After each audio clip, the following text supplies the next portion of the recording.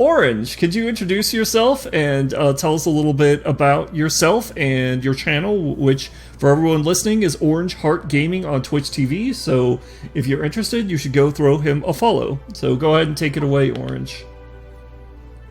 Yes. Let's see where to begin with. I've been a gamer all my life since I was very little. First game would be Qbert on the Commodore 64 back in the early 90s. My dad loves that game. It's an awesome game. I have owned every console, was a console gamer, but I just got into PC gaming this past couple of years, about 3 years now. I enjoy the Switch. Transition was a little bit rough, but it was enjoyable. I enjoyed it, and the community is amazing on PC, really, as everyone's very well connected. Let's see, I got into the whole streaming thing, honestly, because I enjoyed gaming, and I enjoyed community and connecting with people and getting to know people and helping them out. And the whole reason I got into it mainly also is because on my channel, if you do go ahead and see it, but I'll tell you briefly, it's just I've always wanted to make a difference in the world. I wanted to, like I said, connect people, and I'm very kind and open-hearted, and I've seen so many people around the world struggle, especially with everything that's been going on this past year, 3 years.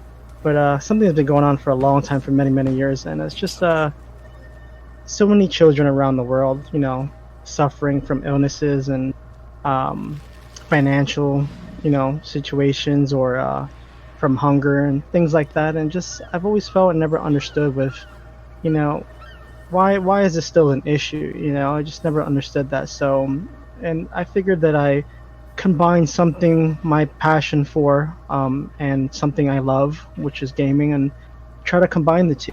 So I definitely want to connect gamers from all around the world.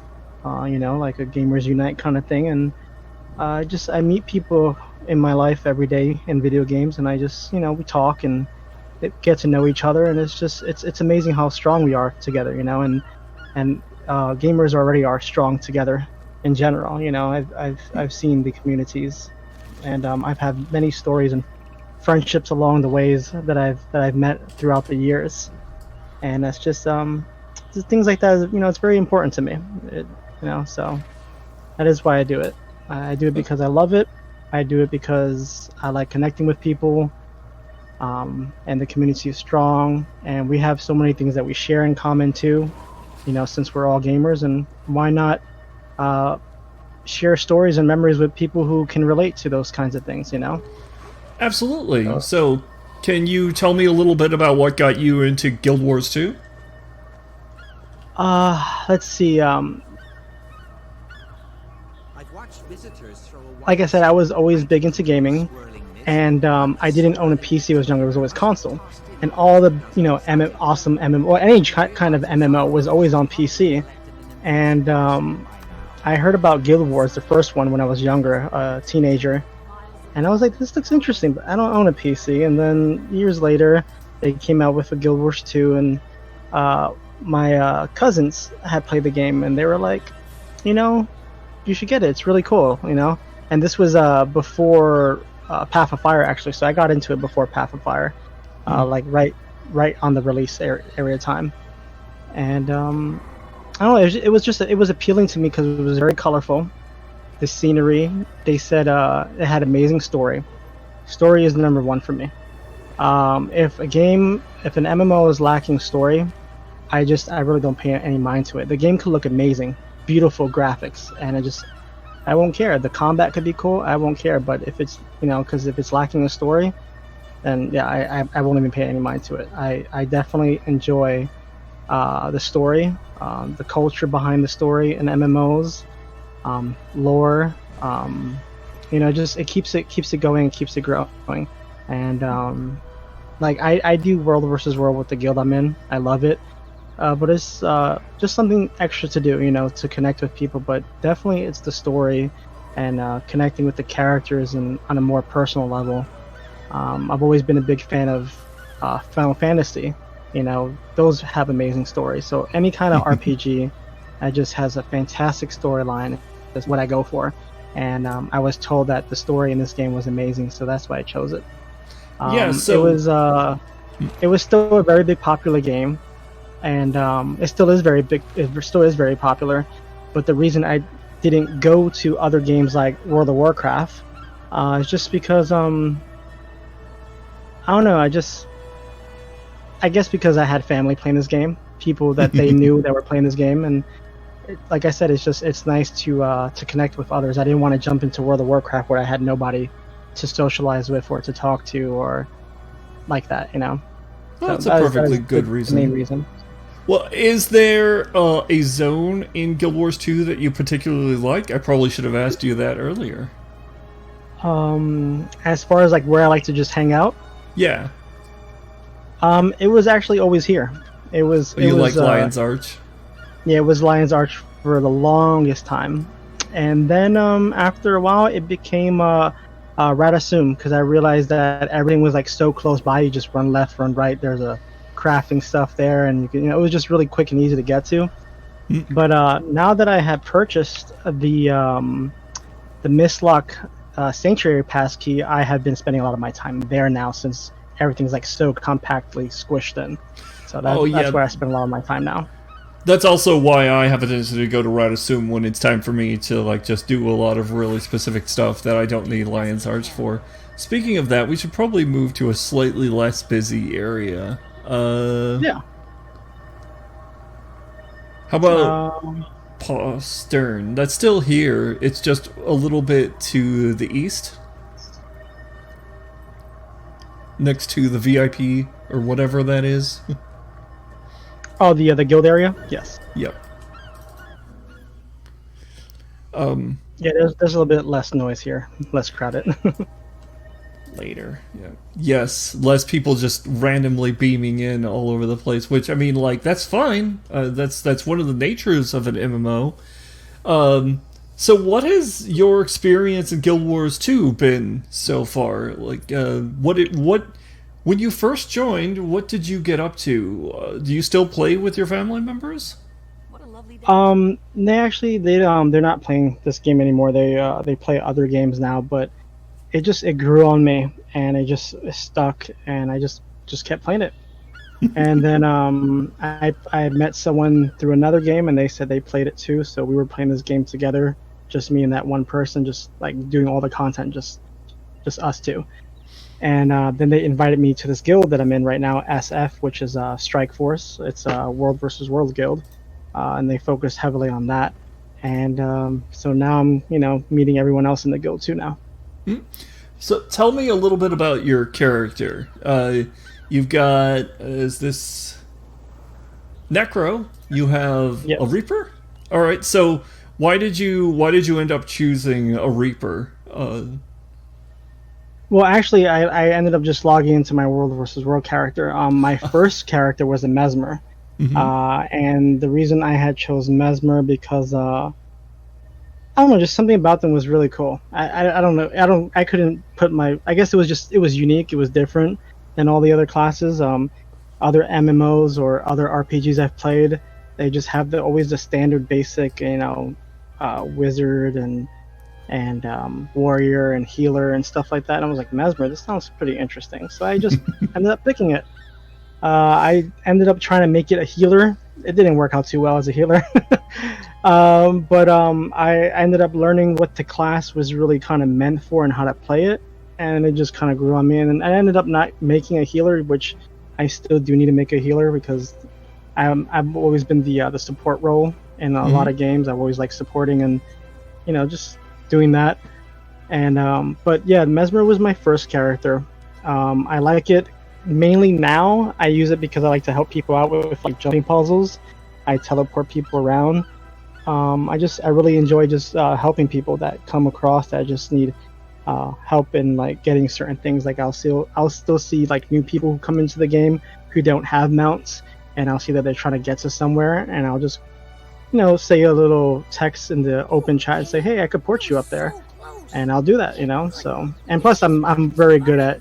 I'm pretty decent. I'm not gonna say very very good, but I am decent at jumping puzzles, and I do enjoy them. I like them, and I think that's why am decent at them. Is because I like them. There are a lot of people who just say, "Oh, I don't do jumping puzzles," and I'm like, "Why?" They like it's because it's too hard.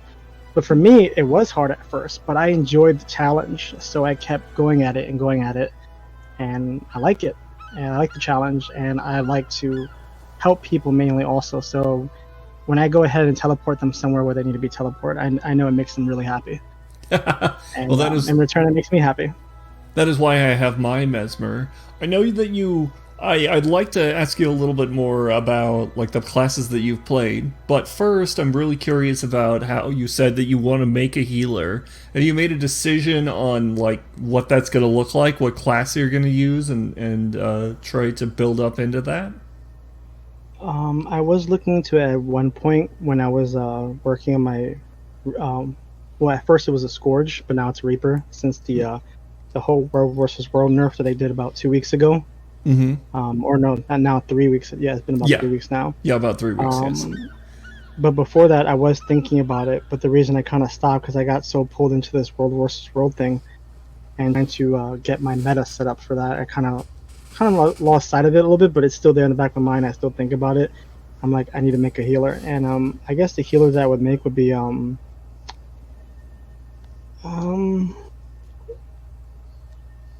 I heard engineers are pretty good, and then but I don't know if they're like the main class for healers.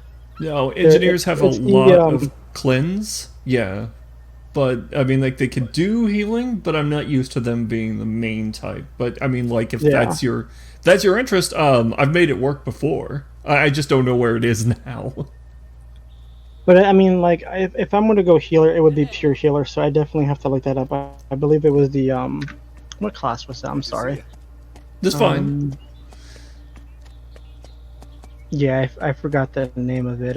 But I if I'm gonna go healer, it's definitely gonna be pure healer, because Okay. like I said, I do World versus World, and when you're in those kind of environments, you need someone who's to be able to do a lot of heals. You know, who's Yes. able to support and cleanse the whole group, make Yep. sure no one's going down and getting status effects. So I definitely am gonna go with something that's really meant for just healing. One of the things that I really like to talk to people about is essentially their fashion decisions. And I don't know if do you have a particular character that you really like the outfit that you built for them that you want to discuss? Or do you spend a lot of time on that? That's the other side of the coin. Yeah, I've never really spent too much time on the fashion except for trying to make the colors all work. Okay. But as you can see, I did get this awesome cape thing. I pulled that out of the lion chest and the black lion chest, and I was like super happy because I love dragons, and I wasn't expecting that. And it was really funny because there was another streamer that I watch, and they showed it off, and then literally the next day I got it, and I was like super excited. So I haven't taken it off, put it on all my characters. They all have it, and they all have a different color for the theme that I have for those characters. Yeah, the disappointment chests sometimes have excitement in them. Yeah, definitely. So now, is World versus World one of your primary game modes now that you're exploring that a lot more, or are you like diversified in your gameplay? I will still go back to some story here and there that I still need to finish with certain characters, because it's always good to have as much of the map with all characters if you want to focus on like making gold. You know, you have your characters set at certain spots, or jump around or do a certain farm with each character when the game resets daily. So that I do to try to unlock all that with them.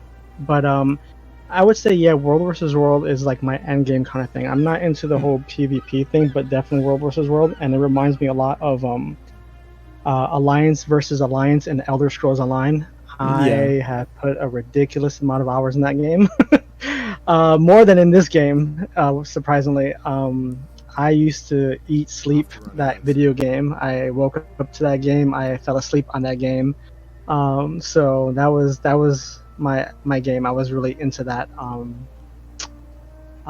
Sadly, things happened in life that it was hard for me to go back to. Um, and I guess it was nothing like drama or a fight with my guild mates because it was my guild and I had over 400 people in the guild. It Wow. was just we had someone that was really close to us in that guild, one of the other leaders that I had as a commander, and she passed away, Oh, and that sucks. it hit all of us really hard, and we still tried to get on the game after that, but it wasn't the same. We would log in, do our daily stuff, say hey here and there, but just we were mourning. It was rough. It was hard. We were all really close. We played for I had that guild for a few years, and we were all the people that I knew in that guild. I knew for over a year. A year plus up. Yeah. So it was hard, and Ouch. now we just still talk every once in a while on Discord. Like, hey, how's the holidays? How's your family doing? Is everything okay? Just checking up on each other. But as far as playing the game, we kind of just all stopped. We don't really play it much anymore. And I still have the game, and I still buy the expansions, hoping maybe one day I'll get back into it. But it's just a lot of memories, happy ones, but also sad. So Just for anyone that's listening that doesn't know some of the terminology that we're using, in Guild Wars 2, World versus World is basically a giant open world player versus player kind of zone where large groups of people go at it with each other with siege equipment and try to take castles and stuff like that. There's a very similar one in Elder Scrolls Online called Cyrodiil, which also has siege and castles and etc. But it's actually slightly different in the way that its gameplay feels, of course, because it's a different game. So what I'm yes. really curious about, especially like from Orange's perspective, since you've done both to varying degrees now, how would you say that Cyrodiil does compare to World versus World in Guild Wars 2? I would say that in Guild Wars 2, it really requires a lot of teamwork, everyone helping each other.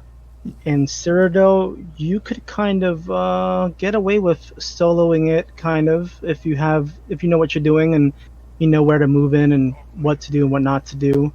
Not so much a solo, but with small groups, and it's just it's a little bit different. You could branch off from your group. You could have 5 people over here, 10 people over there. Everyone a little bit spread out. And Guild Wars 2 here in this game, it's you guys gotta stick together. Huddle up, stay close, and everyone really needs to work as a unit. Calling out commands, knowing when to heal, when to cleanse your teammates from from certain negative status effects. So Guild Wars 2 is a lot more challenging, I would say. Personally, it's something you really have to work together versus just kind of going off and doing your own thing. Well, I can totally understand that. So what are your goals right now in the game? Here, let's wander over here. What are your goals right now? My goals in this game, definitely. I'm sorry to say this, but I need to finish story. I am so far behind. I got pulled into let's see. The people I've met in this game, they were all very helpful, and they just wanted to help me so bad. People would give me gold to help me out, or give me items that I needed to help me out, or to unlock locations, or just show me things. And I was getting pulled left and right. There was so much content, and sometimes things just end up just sticking, and I forgot about other things. So I definitely need to go back and finish story. I have finished the main story. I have finished the Heart of Thorn story, and I have finished the Path of Fire, and what's the other one? Now you're working through Season like 4. Living World. Okay. Yeah, the Living World Season 2 I haven't finished. Season 3 I haven't finished. I have done season 4, and I didn't really want to do it, but my friends were like, "Oh, you have to do it. You have to unlock all the stuff if you want for the mounts and everything." So I was like, "Fine, just for the mounts." But Iceborne Saga, I haven't done it because I'm the kind of person, I don't like to like break away from the story. I like to kind of do it in order, So it's just, I don't want to jump around and then get confused or lost or spoilers. I'm not into all that. So I definitely need to do my living world stories. So I am pretty far. Okay, I gotcha. Well, so far, it sounds like you've played a significant amount of the story up to a bunch of the living world, and that you kind of got into the game after, like which expansion did you join after? Was it Path of Fire, did you say? Yes, it was like right like a few days after Path of Fire came out. Okay, so now that you've played through both, do you have a favorite experience going through the story? My favorite experience, I would say, anything that has to do with the story of Timing. I love that little girl. She's awesome. I think that's like everybody's favorite. Yes, anything with her. Yeah. Yeah. She's awesome. The connection with her, when you feel bad, you really feel bad for certain things that happen and sad moments, and you're just like, wow, and she's awesome too, so she is my favorite person out of all the story.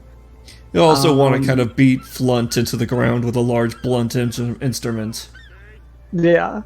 My favorite battle was in the storyline was when we were battling, where was it? Where's that island? It was with the, like that big giant, like poison death dragon. You know which one I'm talking about?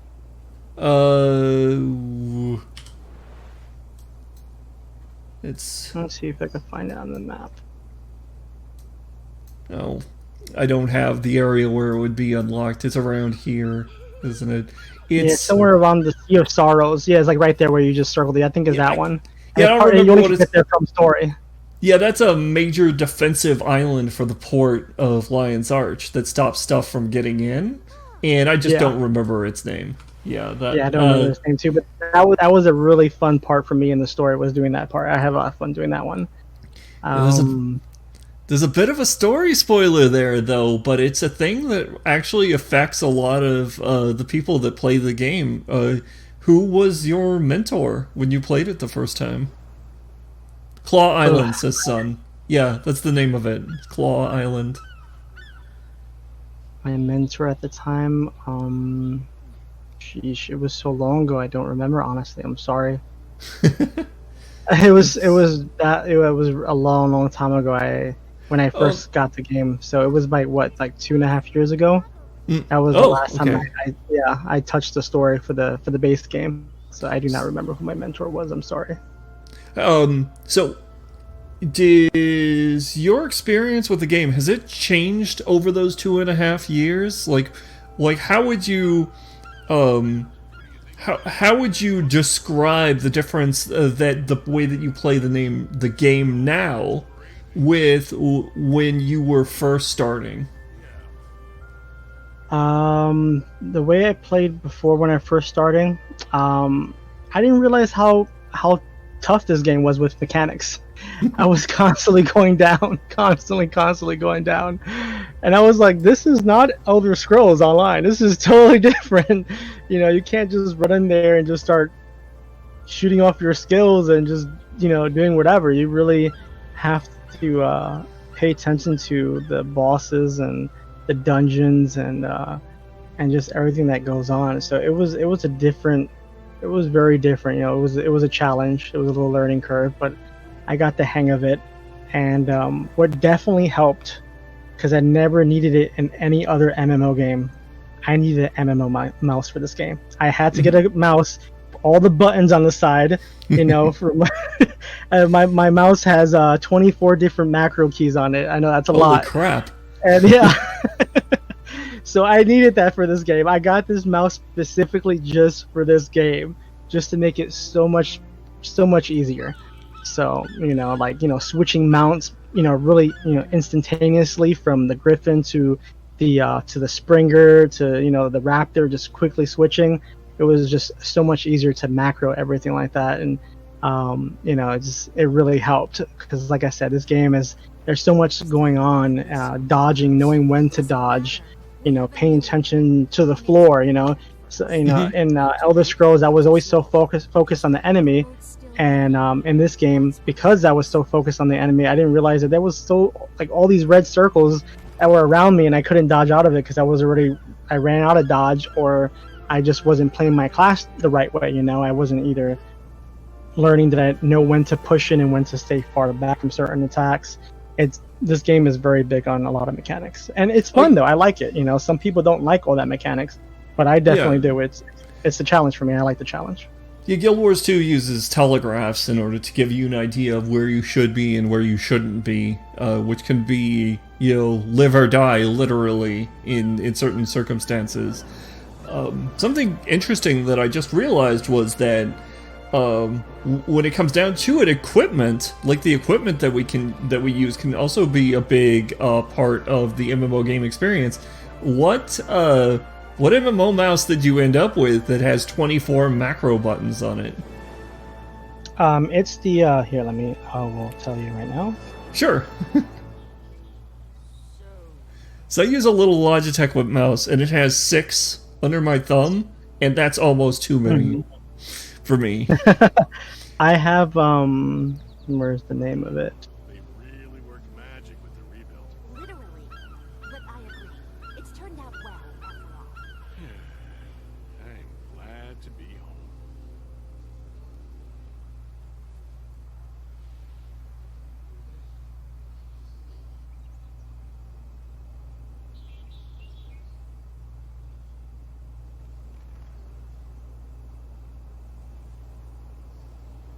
Son wants to know if it's the 600. I don't know. Yes, it is the Logitech G600. I just found it. Ah, okay. I also use a Logitech. Oh, okay.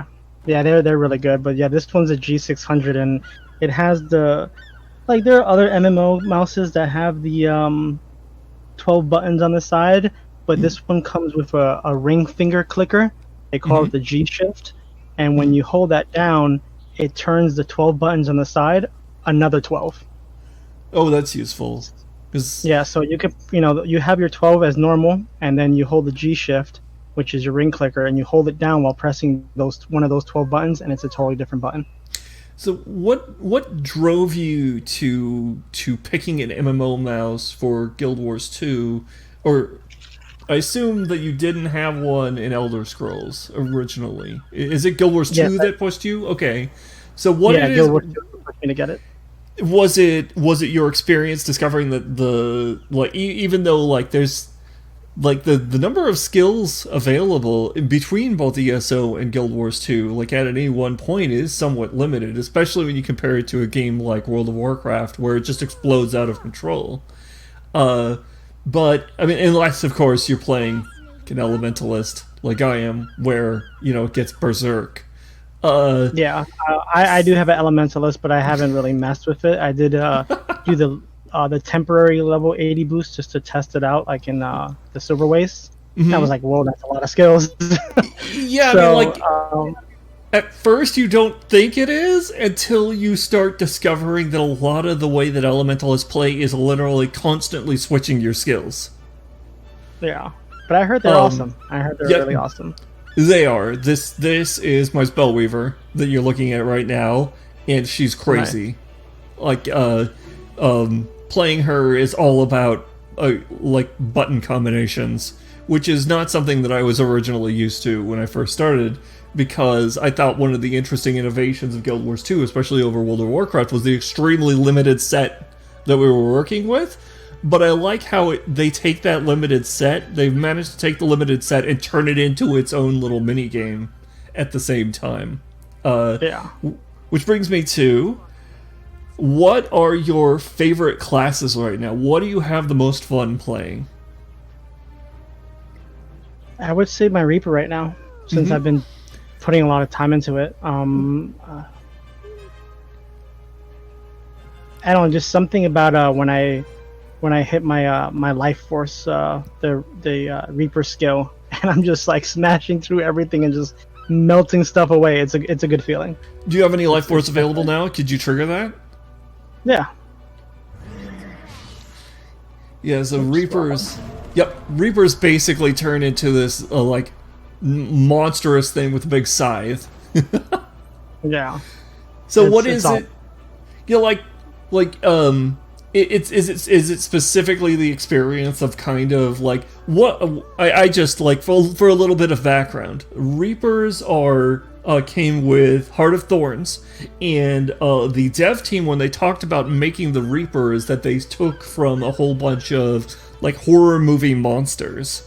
And some of the influences that they wanted was basically kind of like the implacable horror that just keeps advancing and doesn't stop. And so Reapers have like a little bit more limited mobility compared to other classes, like a massive amount, but they also, like when they're in Shroud, they're less susceptible to a lot of control effects, so they just keep coming. And not only that, they have a whole bunch of like AoE around themselves, so they're not ranged. So as long as you can stay away from the Reaper, you're generally in better shape. But Reapers also have the ability to grab you and pull you back, and they can move towards you really quickly with one ability. And they're also covered in like chill, so they will slow you down as you're trying to run away. And then of course the next thing that you see before you die is this big tornado of darkness and this scythe just flying through you. As they roll over you like a steamroller. As you can tell, I have a Reaper. I really like playing my Reaper. Yeah, they just fly through just everything. And it's especially when you're world versus world and your commander tells you to push. That's the first thing I do. I hit my F1 key and I just fly forward through everybody, just mowing them down. I love it. Yep, just turn into this unstoppable monster and go through them. So I'm really curious. You mentioned that you like playing support classes, like heal and cleanse and etc., and that initially you tried to turn your... Yes, like, why is it that you don't have one built already? I'm assuming it was because, like, of all the distractions, but I'd like to hear, like, where you came from in order to get where you are now. Well, the reason I was doing the support, I love the support, and I was trying to do the support before when I was playing with my family, and at the time, a few years ago when they had got me into it, and the guild that we were in at the time. So I was into the whole supporting thing. But then when they kind of stopped playing, and I wasn't in the guild anymore because, it was really small, and everyone just kind of stopped playing. It just didn't last, like other big guilds that were already, that have been playing for years and had it established in higher levels and stuff like that. So I was like, I can't be a support class by myself trying to do story. And, I keep dropping, keep dying. So I was like, let me make a DPS character to help me through the story. So that's why I started doing DPS, was just to push through content solo at the time. Yeah, I can totally see that. I mean, like, I think that's something that I hear from a lot of people, is that who they play with has a large tendency to change how they play. And so when you started mentioning it, I was like, oh yeah, when I first started playing, I was playing with my family, and so I was like doing a lot of support, and my brain just immediately added, but then when they stopped playing, support wasn't as easy anymore because, I had to do it on my own. Did you find that it was easy to, like, shift into DPS out of, like, being really support before? No, it wasn't a challenge. I didn't feel like it was a challenge. If anything, I felt like it was so much more easier just being able to start killing stuff finally. So it felt good.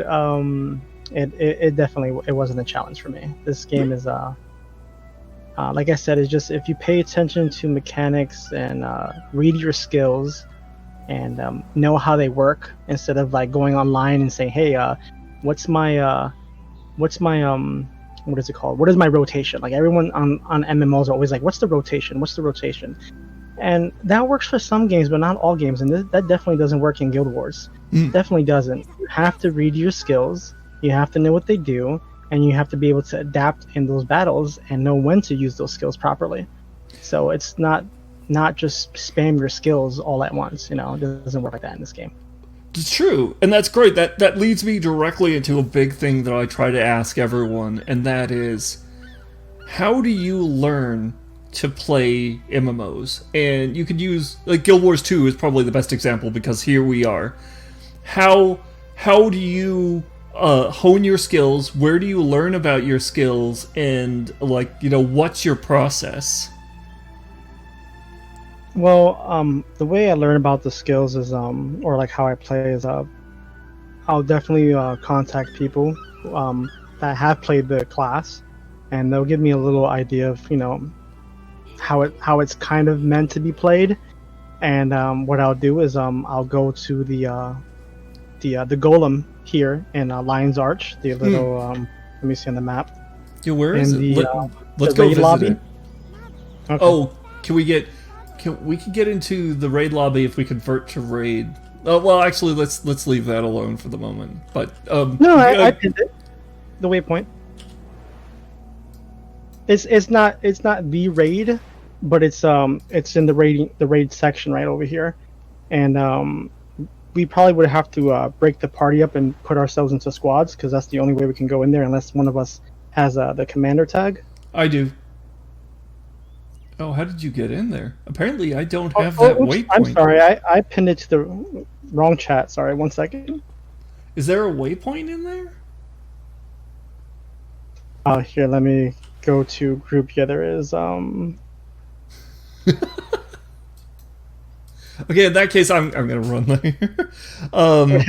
Hey there. I'm gonna come to you right now. Okay, I'm teleporting to like the closest space because I don't know how to get to the aerodrome. By the way, hi Computer Gaming and Keel and everybody. I'm interviewing OrangeHeartGaming right now, and if you are interested in checking out his channel, he is a live streamer.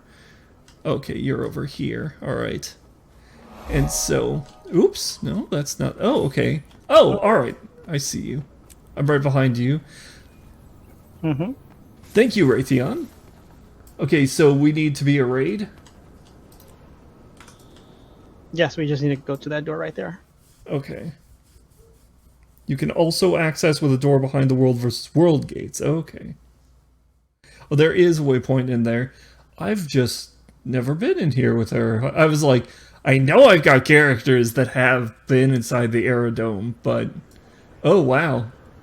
Oh, there's a lot more people in here than I remember.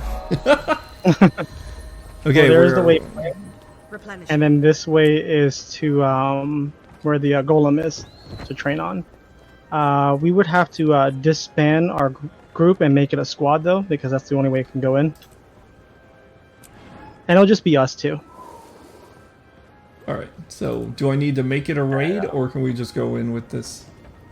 No, yeah, just go in. It should be fine. In that door. And then I'll have to follow you. Okay, it's not letting me in. Oh, it's not, let's see. I'm converting to raid. We're a raid now, Okay, and it lets me in. Okay, there we go. Okay, yeah, I thought that was the case. Oh, and this is the wrong color for her. There we go. Yeah, when I do command in open world and in world versus world, I color coordinate my tag. Oh, okay. So right here, like what you do, you come to this console, and since I do world versus world, I want to you click on it, then do adjust self, and then add boons, and then hit all of them. So basically, this is trying to it's not exactly like how it is in World versus World, but just try to imagine like, your team is giving you all the boons that they could possibly give you. And then you come to this console over here, the Golem, and let's see, spawn a Golem, and hold on. I believe it was huge that we always did. And No, it wasn't. It wasn't huge. It was large. I'm sorry, large. Um, and I believe crazy strong. Let me just turn around and double check if that's what it is. Yeah, it's that one. So, uh, And what then we would just go ahead. you just Yeah, beat the but we crap would out do of it. it to see how well you did. Yes, but the way we would do it is that we would have there's a website, or you could just Google it. Just type in download like ARC DPS, and I'll Arc take you to that DPS. website. And just yes. Okay.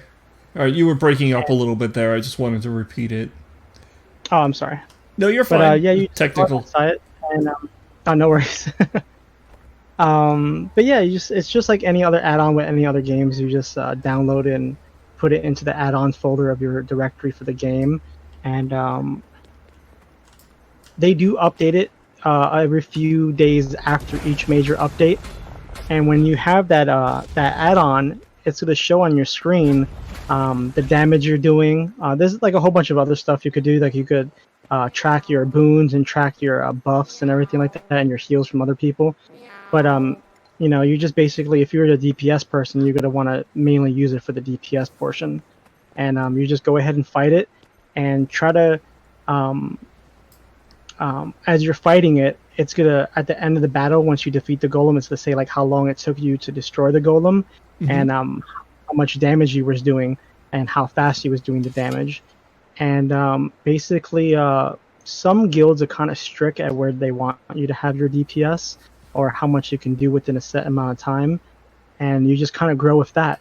And you would fight it and fight it again, maybe change your rotation or what the skills you're using, fight it again, and just keep getting better at your performance with your skills, and you know you'll get used to your class eventually. You just keep practicing and practicing, and then when you're where you should be for your armor, because remember, someone will say, oh, you need to have this much DPS, but it might not apply to you because you don't have that full armor set. Like let's say if you're just running like you're not running full ascended, and so your DPS would be a little bit less. So you have to take account to where you're at with your gear, and then determine where your DPS should be with what gear you're at.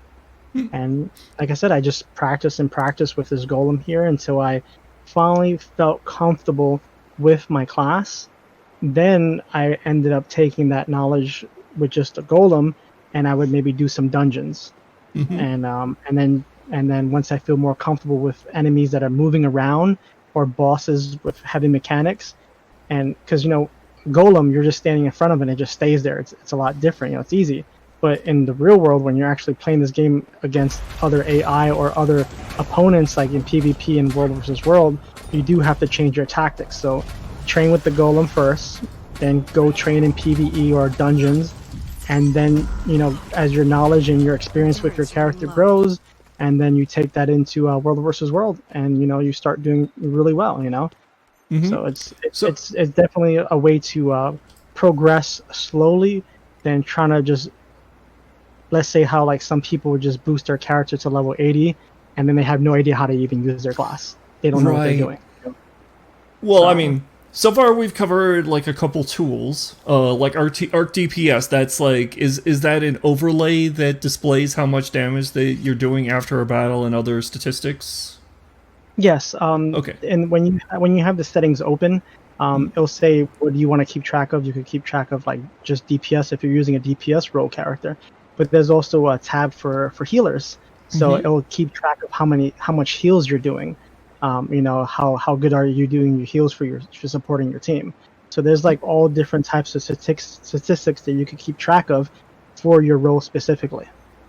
So what about how you put your character together? Like how have you learned to do builds?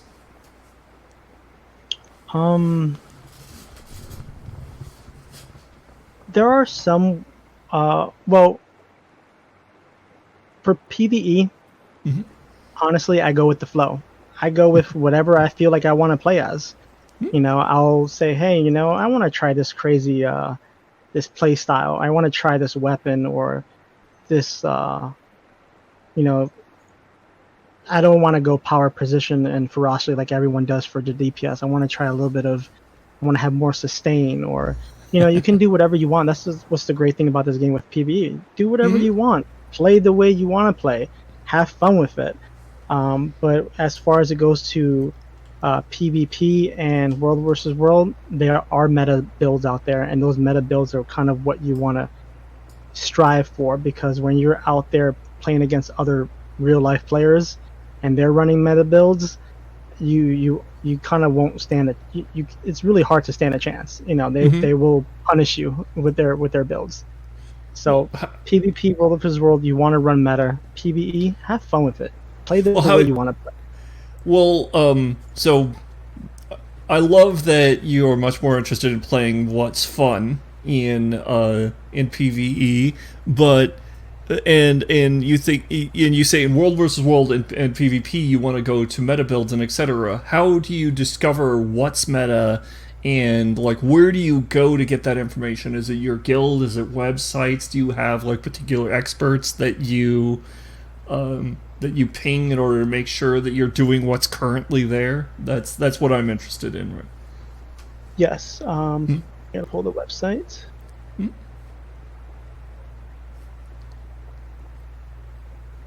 Metabattle.com is and let's see, where's the other one? Is like the Snowcrow's website? No, it's another builder. It's an actual builder where you could plug in your armor and the gear that you want, and like the runes and stuff like that. Ah, okay. It's like an actual like builder. Well, so I'm going to be wrapping up the interview here. Does anybody in the chat have any questions for Orange that you want to be part of the interview? If so, go ahead and post them, and like he could read the chat, or I could read them off so that people who are listening can actually know what they were. And then after that, I'm going to switch over to like a much more social stream and actually bring viewers on and run around and do stuff while Orange is finding the website. I'll post the link up in the chat. Okay. But I'm not gonna post the build, and there's a reason why I'm not gonna post the build. That's fine. Is because the first website I said is the meta for like what everyone kind of just runs, but my guild that I'm in is a top tier guild with World versus World. So they actually make the builds unique to our playstyle and as a whole in the guild. Brilliant. So it's transformed. It's like they'll take the meta and they'll say, hey, we have training days where we go out and we train with our classes, and they try to see, they look at all our stats. They have access to our API with our builds only though. The guild does ask for certain API keys. Just to keep track of what gear we have and how we're progressing, and they'll see the damage that we're doing. They keep track of that, and they help us to get better. And if something is not really working, they'll adjust the skills for our classes uniquely to how we play, so that we all actually work together as a better group. We're all supporting each other, and that's why the guild that I'm in is actually so well played in World versus World. So that's why I'm not gonna post the build, because that's a private build that we use in our guild. Oh no, that's fine. The nature of these questions is more about like your specific experience and how you learn and the way that you go about learning. I'm not like state secrets of the guild are not necessary. Oh, no, I know. It's just I was just because I was just informing just in case if someone want to say. I want to know your build. What's your build? Reveal the secret sauce. Yeah. Yes, I totally understand. All right, well, that's all the questions that I have for you at the moment, Orange. Do you have any questions for me? No, just that I really appreciate you having me. I really do appreciate it. For me getting my voice out there, and mainly the whole reason, like I said in the beginning, why I started this whole streaming thing. Was definitely I'm big into connecting people, uniting people, and helping others grow. I just really enjoy helping people, and vice versa. I enjoy receiving the help. I mean, I've had so many people help me that I want to pay it forward the best that I can to help people grow in games, but also grow in life too, in like personal matters. You know, who they are, or grouping up together with doing donations for fundraising for communities. Like I said, kids around the world who are suffering, and that is why I do this, because I love it, and I want to give back to how much people have helped me. So, Awesome. Just keep it all, the ball rolling, keep it going. Yes. Around in circle. And thank you so much for coming along. Anyone who happens to be watching, this is OrangeHeartGaming. He is a Twitch streamer, so you should go subscribe to him if you're interested in watching him play games and actually joining him in games. I know that he will play with viewers who have the game available and etc. And to anyone who is wandering off now that we're switching over from the interview, good night and good dreams to you. To the rest of you, Do you play online games? Do you have Skype? Then we'd love to interview you on Massive Online Anthropology. Join the fascinating thousands who've spoken about their online gaming experience and be the envy of all your friends. Or at least get the MMO Anthropology Geek Merit Badge. Sorry, no t-shirt. See you then!